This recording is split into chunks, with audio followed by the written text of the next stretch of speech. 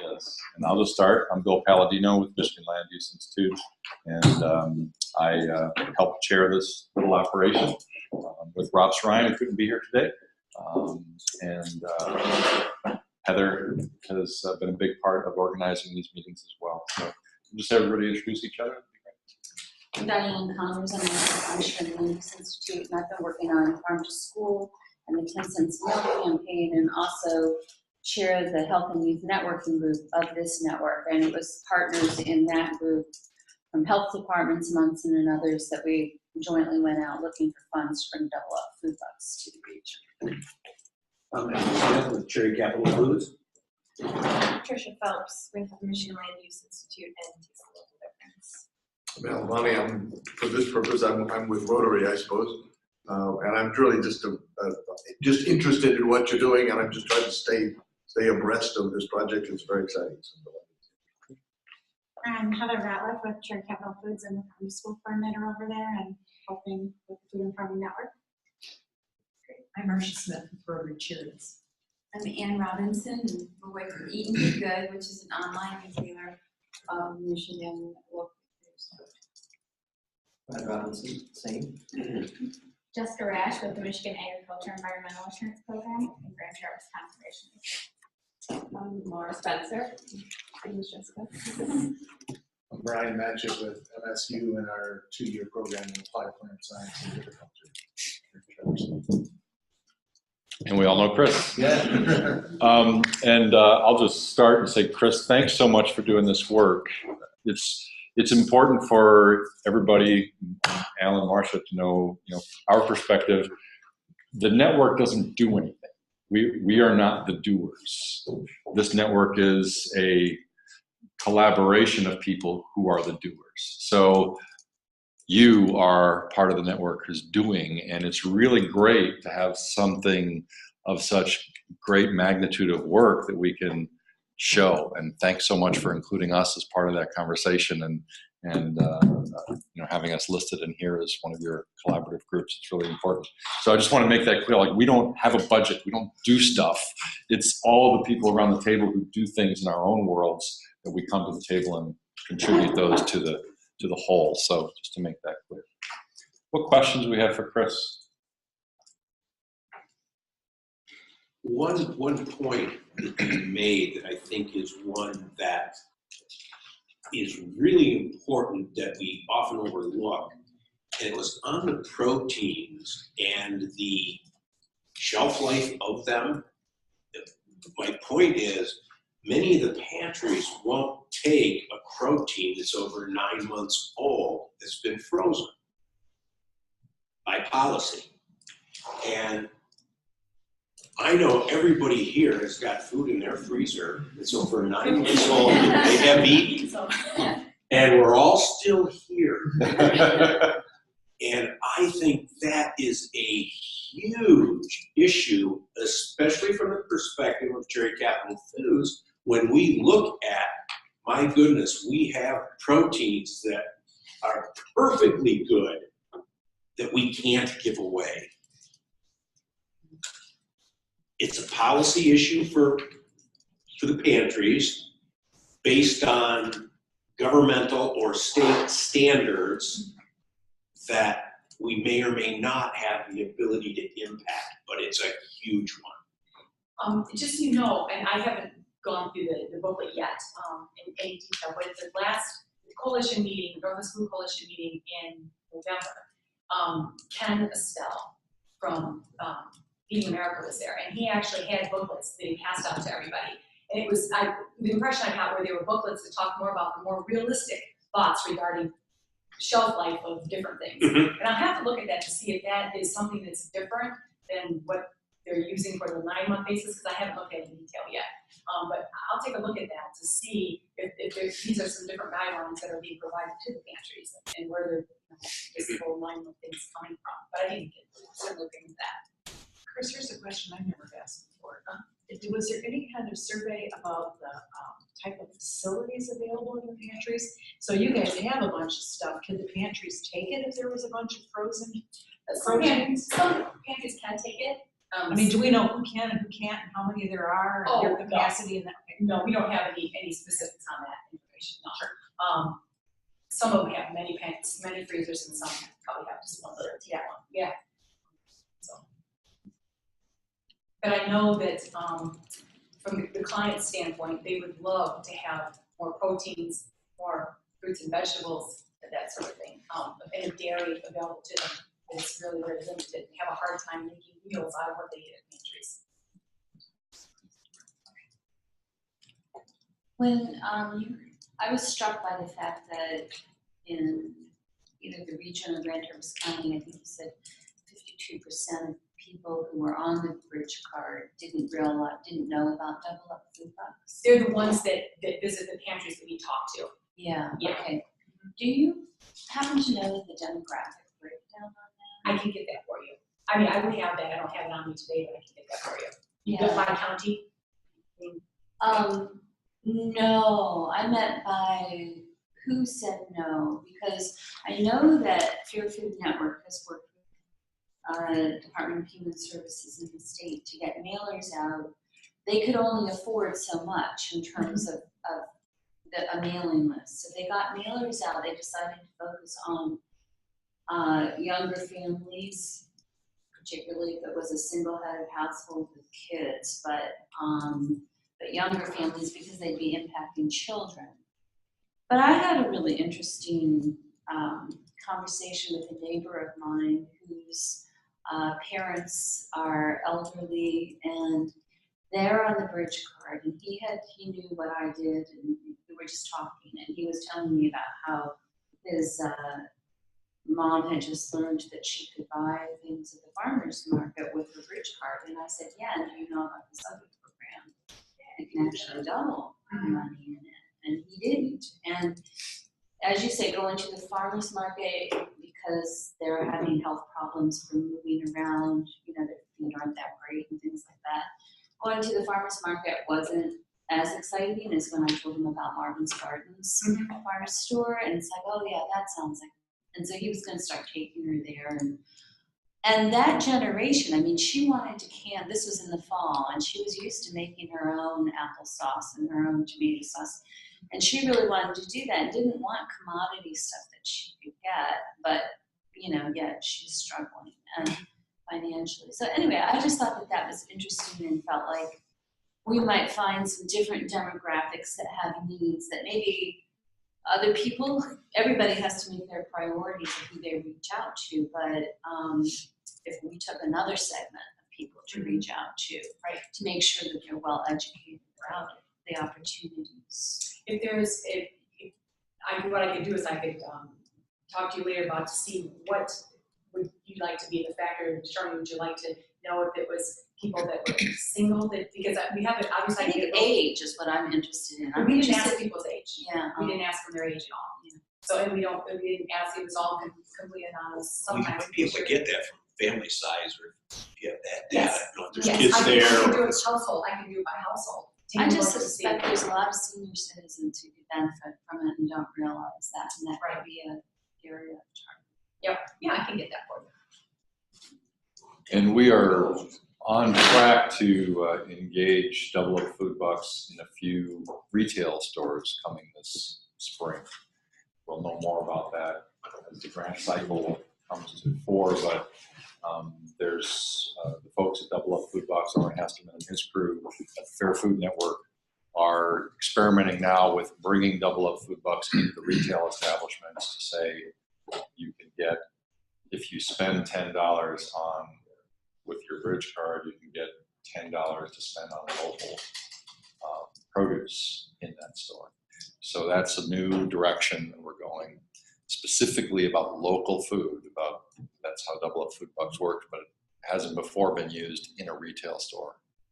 Can I ask a question regarding that? And I've sent an email, but for some reason I'm going through to the Fair Food Network about that. And is it possible if, like the Farm and Freeze program, they take local produce and they sell it in the stores, would that be an option for people to use to get the Double Up Food Bucks if it's local produce that's They are, at this point, no, but they're working on changing the policy because at this point it's only fresh produce. Okay. But they're working on changing the policy to some shelf-stable local foods because they're recognizing that there's 95% more option Yeah. if it's shelf stable versus produce. So that's something they're working on right now, and we'll know more in the coming months.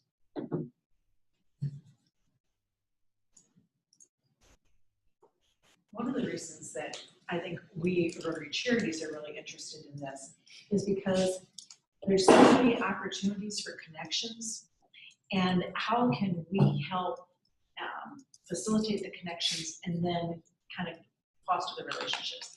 For instance, Kris's club, tell them about your gleaners and what you guys did with the potatoes. That, I just think that's, we have got, if you think about, people think about Rotary Charities and money, but if you think about Rotary membership, service clubs, and there are how many Rotarians in our 5 counties? 597, I just checked. So that are all dedicated to do community service work. And I thought that was just a cool example of how the connection with this stuff and with the massive volunteer force that's got some ability to mobilize. Yeah, So, well, this was something I talked to Brandon saying about a long time ago, and I said, gosh, because I'm from downstate, that Harbor St. Joe area, and, there's so much farming down there too, and so much, sometimes you drive down the road, there's so much left on trees, apples and stuff, and you just go pick them. And I thought, we talked about the whole gleaning thing, and so we had a couple opportunities this fall come up, and he just contacted me and said, we got a chance, we'll get some potatoes, and they were actually not far from where I live. So I said, okay, well, he gave me the name of the farmer, and name and number, and I contacted him. We just got some Rotarians from my club. I think we had a total of like 8 people went out and got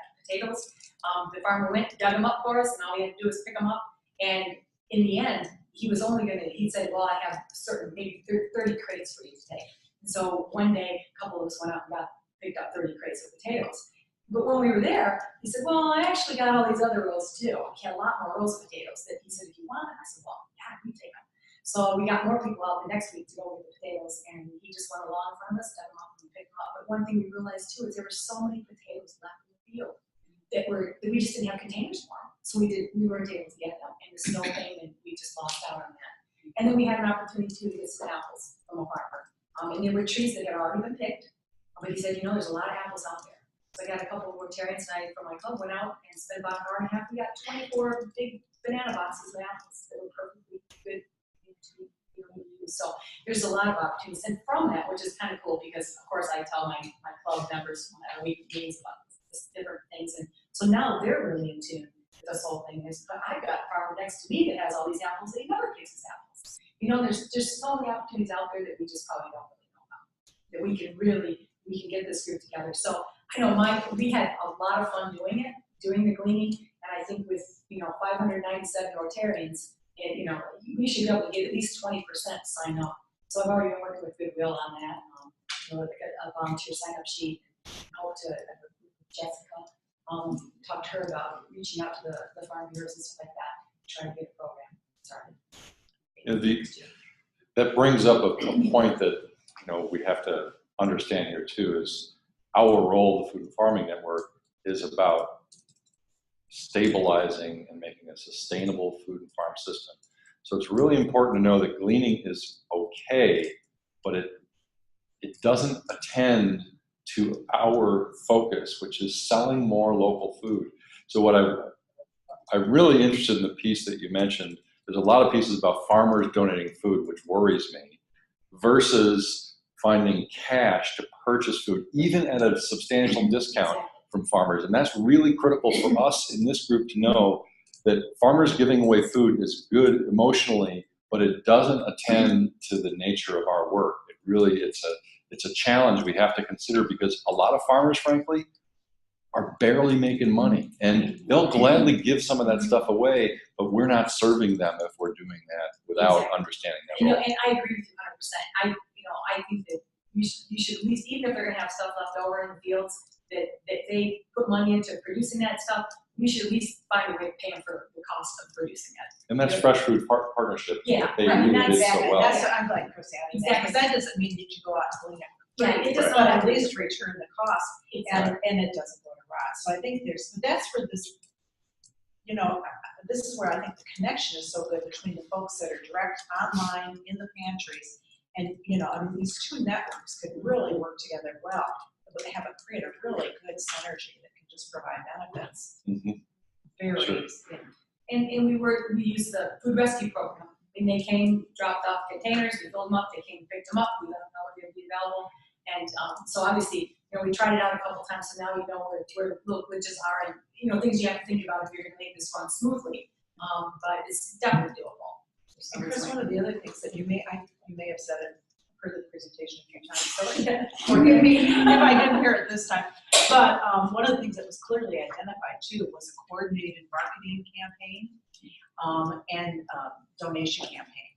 So, putting some emphasis on, instead of every kid bringing in a can of corn, bring in whatever, hey, bring in some funds, bring in something else, mobilize. So, and I think there's a lot of benefit around that.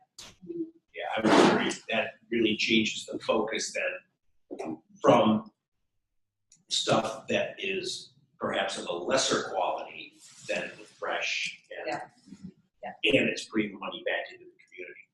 So a real coordinated regional effort, when you think about, a media push the whole bit to do that in a way that would make a lot of sense, that would be coordinated.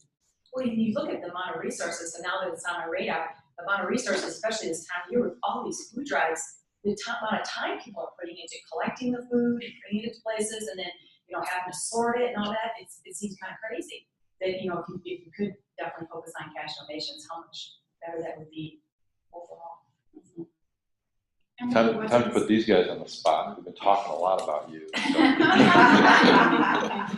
I did it. Just to make that.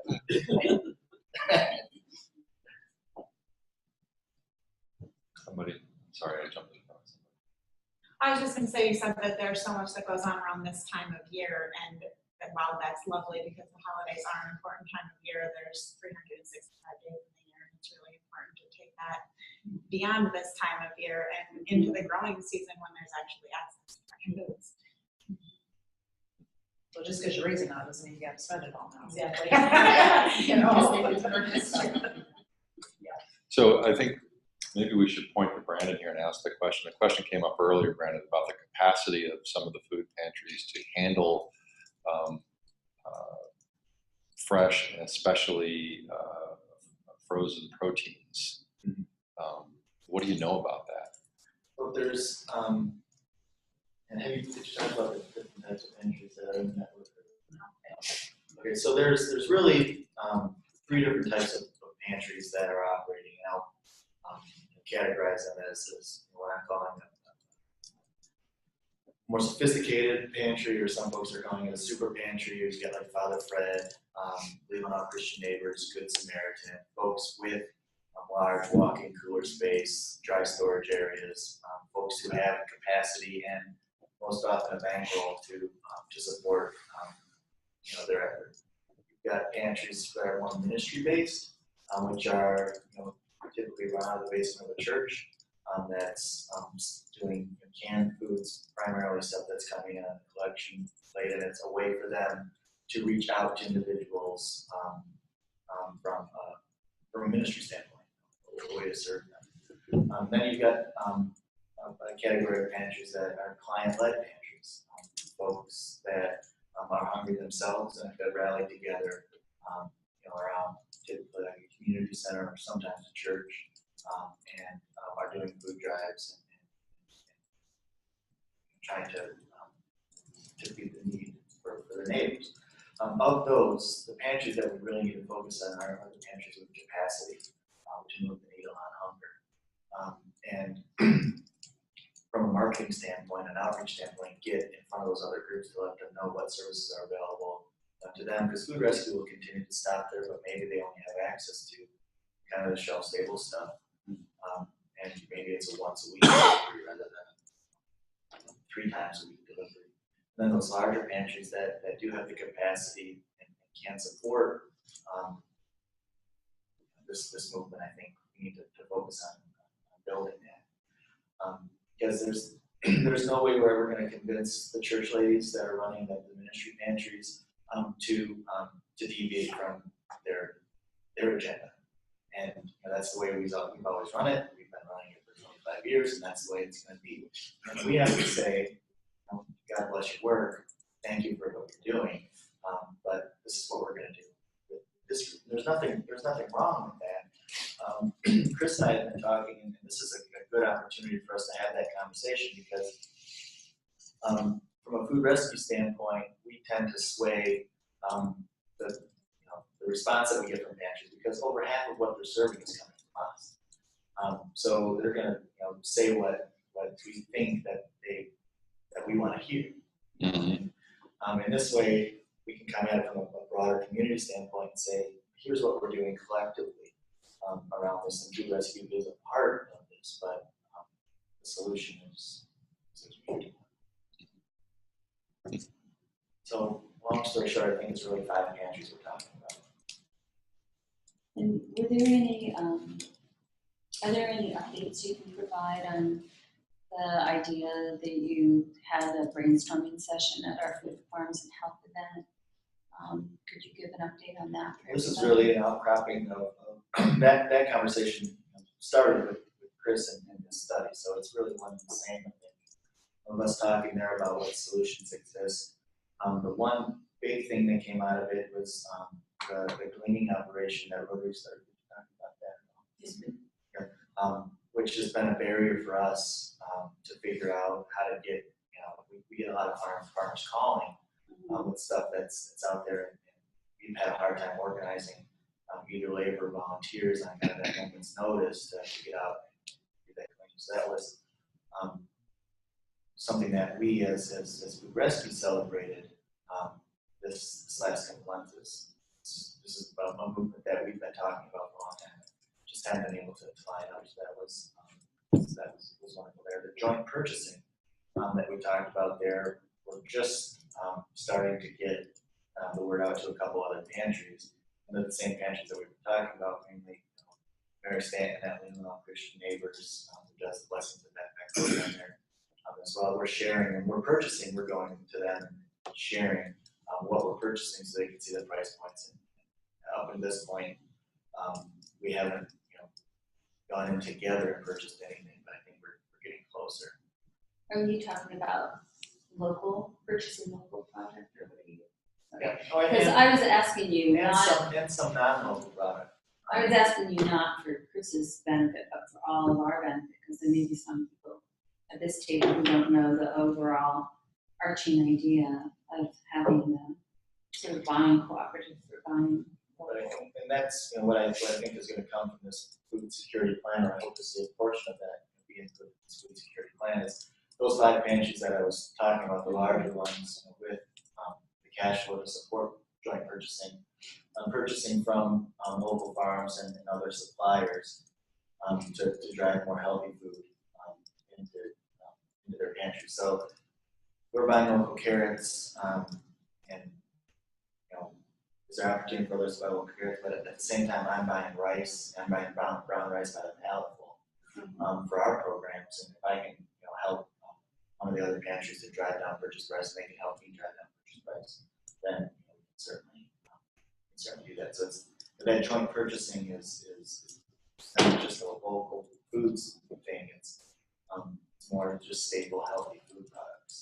And I think back to your comment would be that situation would help in the purchase of the proteins to get more proteins into the situation. Mark and I have been talking to a couple beef farmers down in the Thumb about, because there's a low cost protein for folks is beans, and what can we do to get some more of that into our system up here. But it's just beginning that dialogue. We haven't